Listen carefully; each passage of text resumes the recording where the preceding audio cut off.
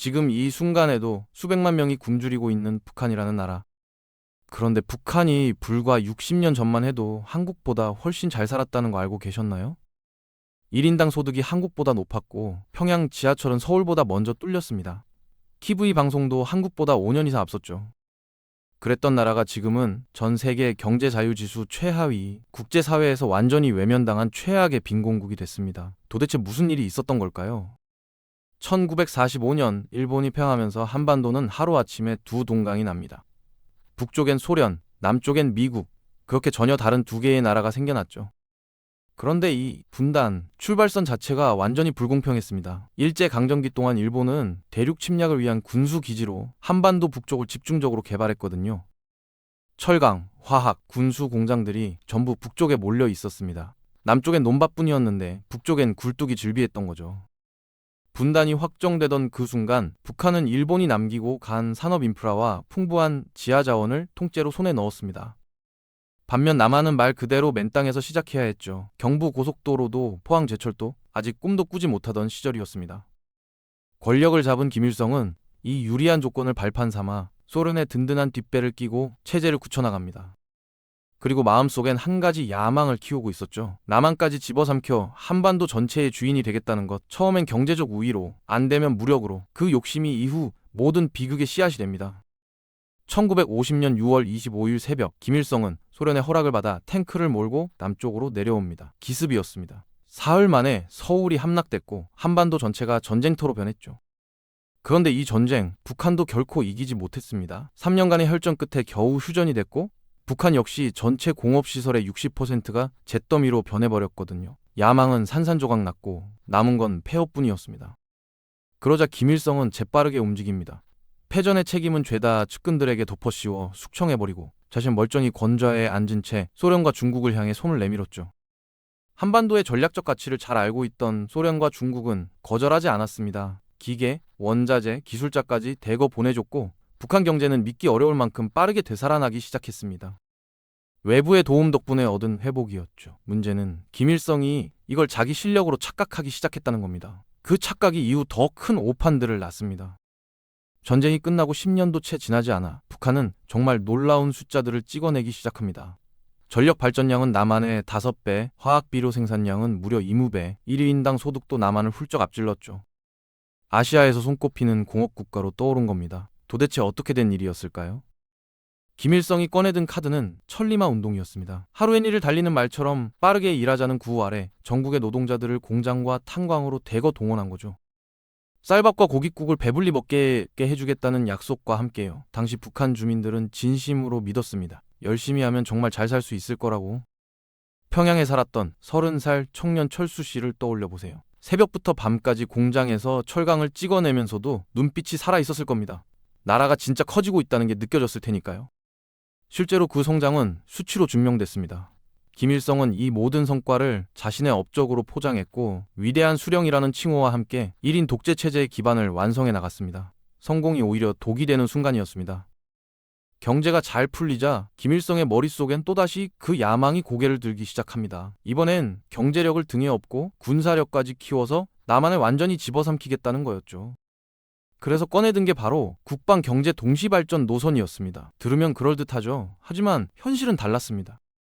당장 국가 총 예산의 30%를 국방비로 쏟아붓기 시작했습니다.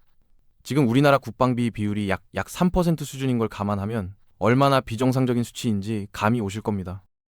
그런데도 김일성은 거기서 멈추지 않았어요. 군사에 퍼붓는 동시에 중공업, 경공업, 농업까지 전부 목표치를 올려버렸습니다. 한 명이 세 사람 몫을 하라는 시기였죠. 문제는 또 있었습니다. 자본도 기술도 부족한 상황인데 외국의 도움은 철저히 거부했거든요. 우리 힘으로만 간다는 자립 노선을 고집한 겁니다. 주변 나라들과 교류하고 부족한 걸 채워나가야 할 시기에 스스로 문을 걸어 잠그는 쇄국 정책이었죠. 결국 1960년대 중반부터 성장 곡선이 꺾이기 시작합니다. 화려했던 숫자들이 하나둘 빛을 잃어가던 그 순간 아무도 김일성에게 진실을 말해줄 수 없었습니다. 말했다간 숙청당할 수 있으니까요.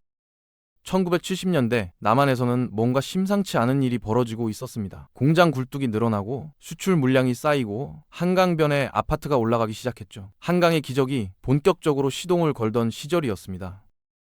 이걸 지켜보던 김일성은 초조해지기 시작했습니다. 자립 노선을 그토록 고집하던 그가 결국 손을 뻗습니다. 서방 은행들에게요.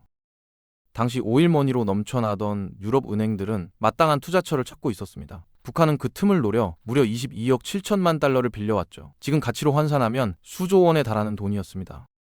김일성은 이 돈으로 공장을 세우고 물건을 찍어내 수출로 갚겠다는 계획을 세웠습니다. 그럴듯해 보였죠. 하지만 현실은 냉혹했습니다.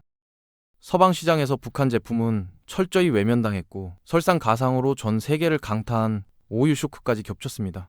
수출은 막히고 빚은 불어났죠. 결국 이자조차 못 갚는 상황이 됐습니다. 그러자 김일성이 내린 결정은 황당했습니다. 30여 개국을 상대로 사실상 못 갚겠다고 선언해버린 겁니다. 국가 부도였습니다. 북한은 그렇게 국제금융시장에서 영구 퇴출됩니다. 1980년대에 접어들면서 격차는 돌이킬 수 없는 수준이 됩니다. 남한은 저금리, 저유가, 저달러는 3저 호황을 타고 1인당 소득이 북한을 완전히 추월했고 무역 규모는 비교조차 민망한 수준이 됐죠. 평양에서 이 소식을 듣고 있던 김일성의 심정이 어땠을까요? 자존심이 박살났을 겁니다. 그때부터 이상한 일들이 벌어지기 시작합니다. 경제를 살리는 대신 잘 사는 척하는데 돈을 쏟아붓기 시작한 겁니다. 1984년 남한에 대홍수가 났을 때 북한은 중국에서 물자를 빌려와 남한에 쌀과 시멘트를 보냈습니다. 형편도 안 되면서 우리가 잘 산다는 걸 보여주려고요. 빚내서 체면 세우는 꼴이었죠. 결정타는 1988년이었습니다. 서울올림픽이 전 세계의 이목을 집중시키며 대성공을 거두자 김일성은 도저히 참을 수가 없었던 겁니다. 이듬해 평양에서 세계 학생 축전을 강행했습니다. 15만 명을 수용하는 경기장을 짓고 수익도 나지 않는 건물들을 세우는데 60억 달러를 퍼부었죠. 행사가 끝난 뒤 남은 건 텅 빈 경기장과 바닥난 금고뿐이었습니다. 보여주기식 낭비의 맛을 들인 북한 지도부는 거기서 멈추지 않았습니다. 이번엔 대동강을 막겠다고 나섰습니다.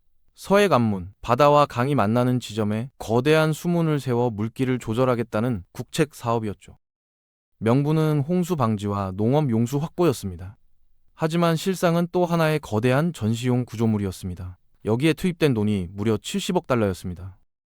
앞서 평양 축전에 쏟아부은 60억 달러에 더해진 숫자입니다. 가뜩이나 바닥나던 외화 보유고가 사실상 소진되는 순간이었죠. 더 큰 문제는 공사 방식이었습니다.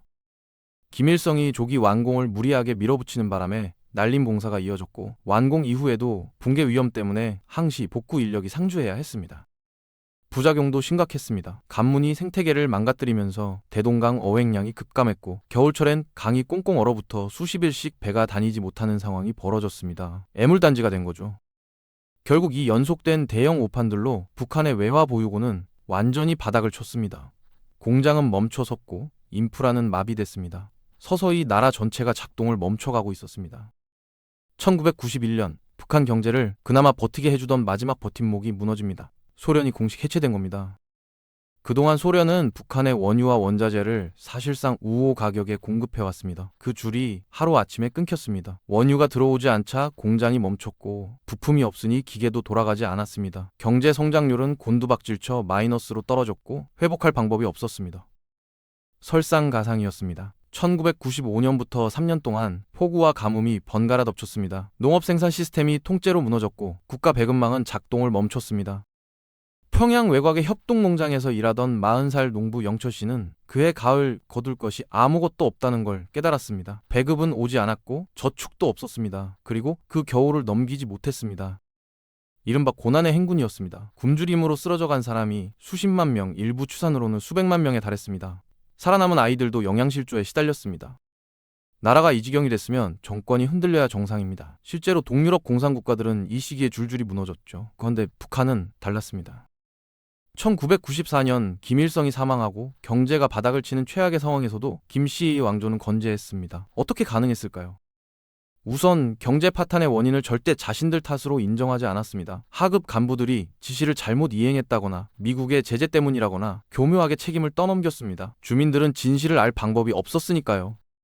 내부 반발은 철저히 짓밟았습니다. 2만여 명을 반동분자로 몰아 처형했고 엘리트 계층은 목숨이 아까우니 입을 다물었습니다. 하지만 굶어 죽어가는 사람들을 총으로만 막을 수는 없었죠.